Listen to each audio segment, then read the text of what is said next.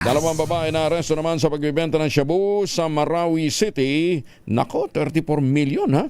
34 million ang halaga ng shabung nakumpiska. Detalye na balita mula kay June Di Makuta, RH19. Assalamualaikum, Brother June. Alaykum assalam, Kuyang Angel.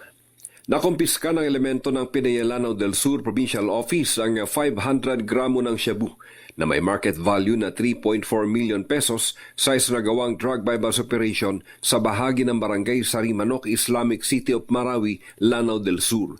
Sa report mula sa PDEA BARM, naresto ang dalawang babaeng drug peddler. Ito ang katransaksyon nilang nagbebenta ng shabu na tinaguri ang high-value target na kinilalang sina Angie Daraan, 50 years old, may asawa at ang kasama nitong isang alias Noraida, 43 years old, may asawa rin at parehong residente ng Sagyaran, Lanao del Sur.